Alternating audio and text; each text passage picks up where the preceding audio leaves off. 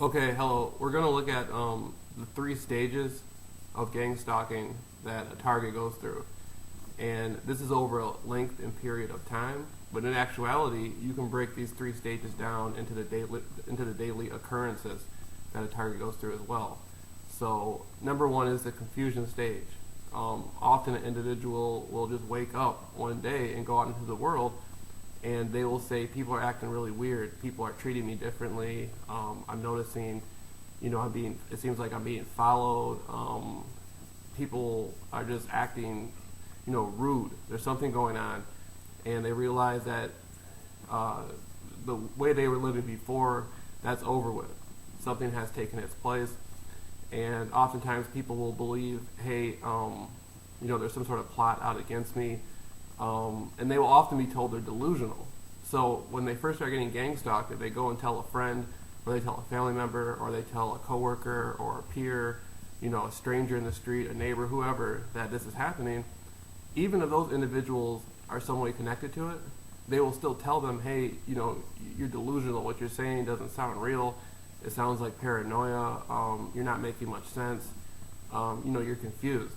And so these individuals, they will go through this stage of the confusion stage of gang stalking. It could be days, it could be weeks, it could be months, it could be years.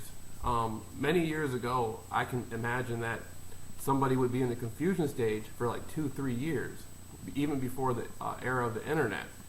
They just wouldn't know what was happening to them. Now with the internet, somebody can go on YouTube and just start looking into this stuff. They can just say, okay, people follow me with red shirts.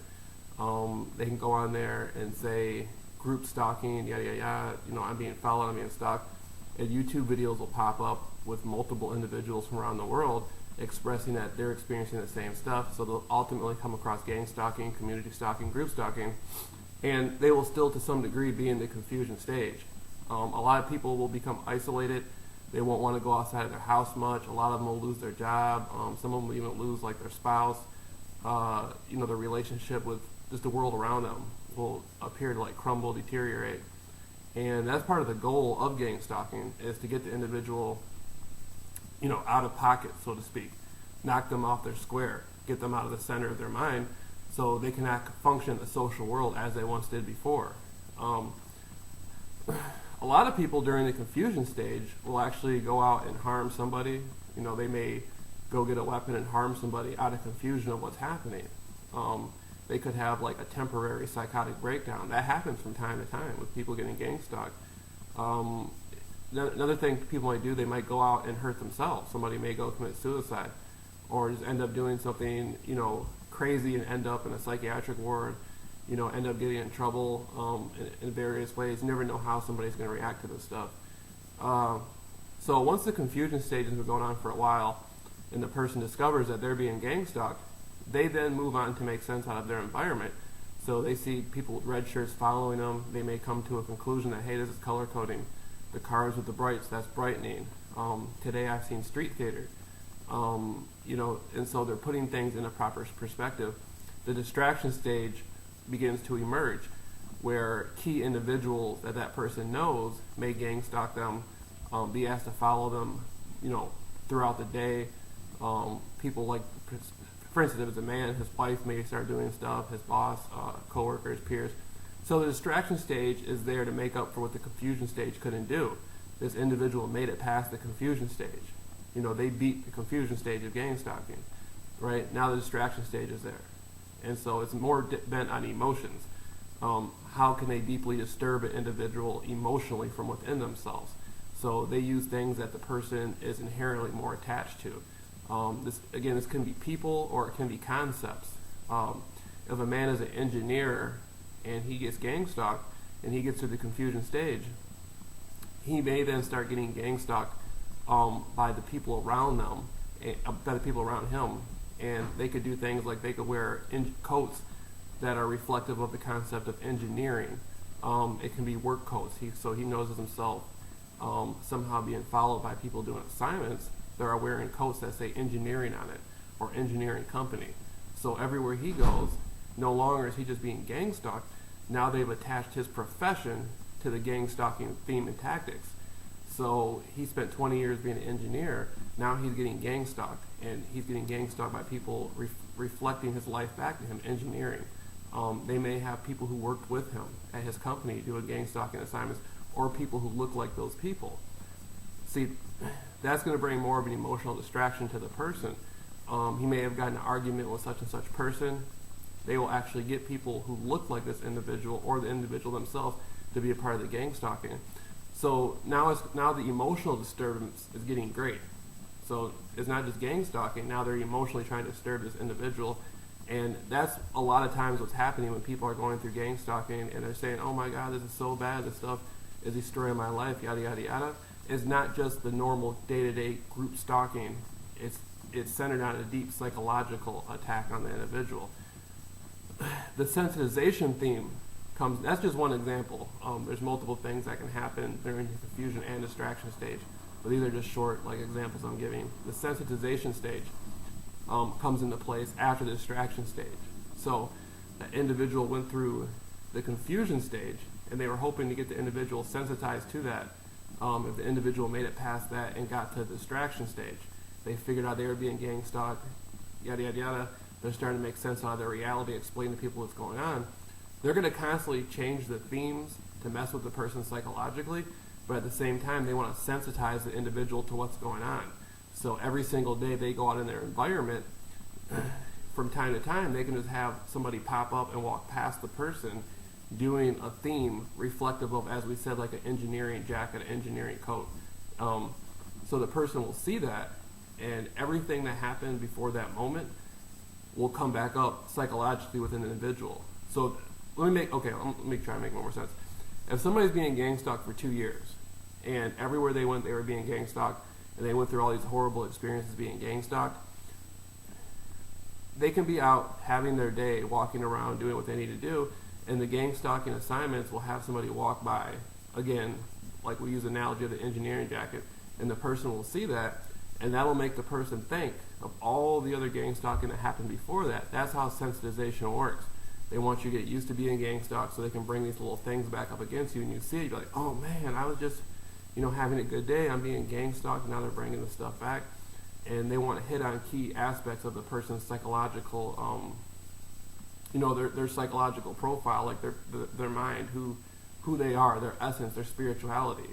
They want to make the person almost a hostage within all this stuff.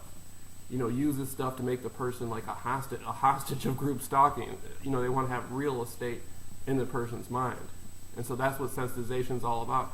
Getting the person used to this group stalking, getting the person used to this, and trying to keep their mind there so their mind can never get out of it. That's the goal of sensitization. So now if an individual starts breaking the sensitization, then they come in with other factors. They may move on to trying to covertly drug the person. They may start using electronic weapons more. They want to mess the person up if this stuff isn't working on the person. Now, this is going to go into what I'm about to talk about. Okay, we just hit the confusion stage, the distraction stage, and the sensitization stage. Visual. Now I break. There's 4 elements that come into this, especially in the distraction stage. Visual, which is people and objects. Audio, which is natural and unnatural noise. Electronic weapons and covert drugging, so electronic and chemicals. But for all intents and purposes, visual and audio is the main thing. So with visual, again, it's going to be people, objects, and the people and the objects can also be representative of places, too. For instance, if you know a certain person from a certain place, they may use somebody who looks just like that person. Then if there's certain objects that remind you of that place, they'll use those objects. So it's people and objects, but places. Subliminally, they use places like that as well. But okay, so people and objects. Now, if I go out in my day and I'm walking around, they may use certain people or certain individuals who look like certain people, and then they'll somehow use objects, different sorts of cars who have average, different sorts of cars, but they can have a company truck that says Coca-Cola on it, and they can have a Coca-Cola truck doing assignments on somebody throughout the day, And the Coca-Cola truck will be reflective of something the person might already have an interest in. Say, for instance, the person worked for Coca-Cola or something, like I was saying before with the engineering jacket.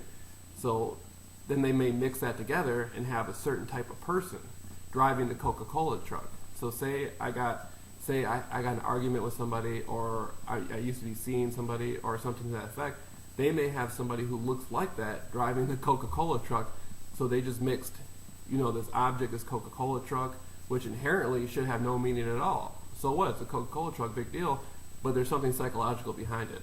So they'll mix that with the type of person, the way the person looks, and have them driving the Coca-Cola truck. And so when I see it, that's a visual form of gang stalking. So I know what it means. I know I'm being gang stalked, and I've seen this happen throughout the day. And nevertheless, there's constantly people doing these assignments, these group assignments, follow me, yada, yada, yada. And so that's visual. I'm seeing this. It's visual. Audio, noise campaigns. So if you wake up in the morning and you get up and you're going to make coffee, or you're going to call somebody, or you decided that you're going to get dressed and leave the house right away as soon as you wake up, they may have somebody outside just start slamming doors. That's a noise campaign. Or they may have somebody start playing loud music in a vehicle when you get up and you walk out of your bed. If you get on your phone and you're calling somebody, they may have, somebody might start playing a loud stereo. If you're around somebody else, they may have somebody set it up so they can have somebody call their phone at certain times. So, you're getting up, you're doing something, you're hanging out with somebody, and you may be doing something unique, and they'll have somebody call that person's phone at the same time you're doing the unique thing that you're doing. You may be doing your work schedule or whatever like that, or looking through your phone for numbers to call people. They'll network it so the person sitting next to you will get calls coming in. It's difficult for me to see. I'm trying to explain this for people who may not even know what gang stalking is, and it's difficult. It's really difficult to get this stuff out to people if they haven't taken the time to really look into the subject of gang stalking, because it's going to sound almost like otherworldly, but this is the type of stuff that happens. So audio, natural and unnatural noises. So you can have people yelling. You can be out walking the street and they'll have somebody doing a gang stalking assignment get a great distance behind you and be yelling. They won't even be yelling at you, or they will be yelling for you to hear it. But if you ask the person, hey, what's going on? They'll say, oh, I'm yelling to get somebody's attention over here. I've done that before, where there'll be somebody yelling and I'll ask them, hey, are you all right? What's going on? And they'll say, I'm yelling over here. I know that this was a part of a gang stalking assignment, and they were using natural noise, a noise coming from a person, to do that, but it was set up in a way so the person had a story saying, hey, I'm just yelling over here to this person over here.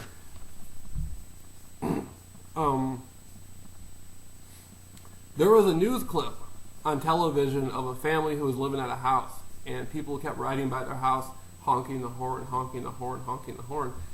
That was audio.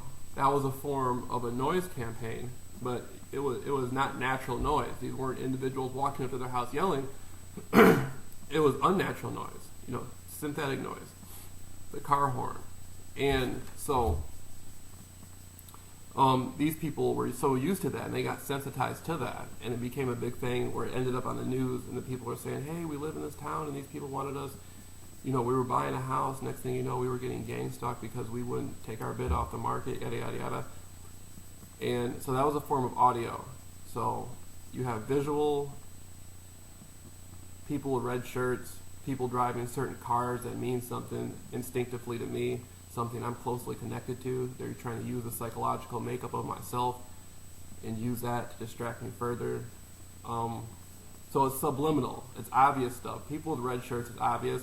Then, like objects, the different ways they use it, they could try to use subliminal types of gang stalk. It's strange stuff. Electronical weapons. I don't really know too much about electronical weapons. I know there's individuals that can use like handheld, like electronical devices. Like this could be, wherever you're at, it could be like your neighbor doing this, or it could be somebody. If you're at a place of work, I guess if you can't see how they're doing it, they could be on the other side of the wall using an electronical weapon behind you. And so I know about that type of stuff, but as far as satellites and stuff, I don't know. I'm not too familiar. A lot of people say there's satellites who can mess with people electronically. I totally believe that stuff exists, but I don't know too much about it. But I know electronical weapons are used on people. So visual, audio, electronics, and then chemical, being covertly drugged.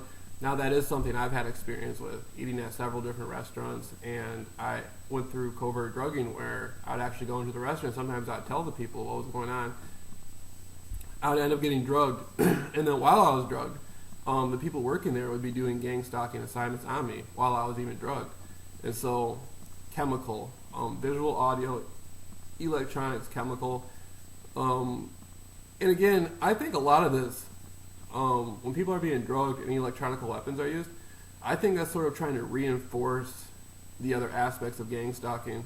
Like, if they can't keep you in the confusion stage, they hype it up, you go into the distraction stage, they try to sensitize you to this. And if it doesn't work too well, now they got to use other things. Now they want to hook it up so they can use electronic weapons against you, to mess with you, to keep you from naturally working through this stuff, making sense out of what's going on in your life, being able to explain it to people, being able to create some sort of foundation for yourself to go through society in a regular way. They don't want you, being able to normalize to this stuff.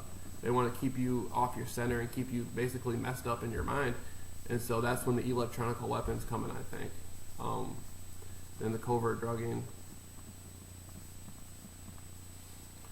I just started really presenting this stuff. This is stuff I have been coming up with a long time, but I'm gonna do a lot more to break it down a little bit better. A lot of times people will talk about how they'll see somebody walking a dog outside, and they'll say, these people are gang stalking me, they're walking a dog. A lot of that has to do with colors that the people are wearing. So many individuals around the world get gang stalked, and they'll say, hey, somebody's walking down the street, they're gang stalking me. And to an average person who doesn't know what gang stalking is, they're going to say, how is that person gang stalking you? They're going to say, well, they're wearing a red shirt and black pants. That's part of the gang stalking. 9 times out of 10, the person's going to be accurate. I guess there's like a 1 out of 10 chance that it's random happening and it has nothing to do with it. But usually if a target is coming around other people, the people who are arranging the group stalking will try to do their best to go to those individuals and get them to participate in the gang stalking. So very rarely will an individual who's getting gang stalked come across something that's random. Especially if it's a person. If they're dealing with individuals like at a store or dealing with individuals on the street, 9 times out of 10, these people will be asked to do some sort of gang stalking assignment just because the target is around them to whatever degree. But there's always that one chance that this is just random. And, and that comes back into sensitization. They would like for an individual who's being gang stalked sometimes to imagine more is happening than what is going on. If somebody would have came to me a long time ago and told me that they were being gang stalked and they were telling me how all this works and what's going on, I would probably believe what they were saying, that something like this can happen, but I would think that this person is exaggerating. That, okay, you're being followed a little bit, but not all these people are a part of it, or not all these people are doing it. You're being sensitized to this, and so your mind is telling you there's more happening than what it is. You know what? That's not the case. In actuality, the majority of the time when people are saying they're being gang stalked and they're being followed, the individual that they're saying are doing it are somehow connected to it to some degree. That's just been my experience with it. There is a sensitization to where an individual can be getting gang stalked and they'll think this car is parked over here and it's a certain color, so they're gang stalking me, and they're really not. That's very probable. Stuff like that happens all the time. You go out in public, you go to a store, there's going to be all kinds of people there shopping, living their life that have nothing to do with gang stalking you. And because you've been gang stalked so much, you might see certain cars and see certain people and think, oh, I'm making more out of this than what it is. But when a target's going through their life and being gang stalked, there's always going to be a large majority of people following them, gang stalking them. So even if this car right here isn't a part of it, there's still these people over here that are gang stalking them. So if they're being gang stalked 24/7, so if there's 1 or 2 things that seem to be not a part of it in reality, this person's still being gang stalked throughout the day. And so I guess it's easy for some people to make a mistake and say, hey, I thought this person was involved with it, they really weren't, but the majority of the times they are involved with it. That's been my personal experience the majority of the times. And I've often said that within group stalking, you have a certain small amount of individuals who know about the group stalking more inherently. They know the damage that's being intended to the target psychologically and spiritually, yada, yada, yada. But then you have a large array of people who don't really know what gang stalking is, and they're just being they're just being asked to do these assignments. So you have the small group of people group stalking the person who's arranging all this stuff, who inherently want to mess with the person's mind, and you have a larger array of people who have nothing to do with gang stalking. They don't know what gang stalking is, but they're a part of gang stalking because they're being approached, being asked to play a role in it, and then they're involved with it to some degree. So there's like a smaller group of people, then there's a larger group of people a part of it who don't really know who the person is or what's going on. They're just a part of the day-to-day assignments.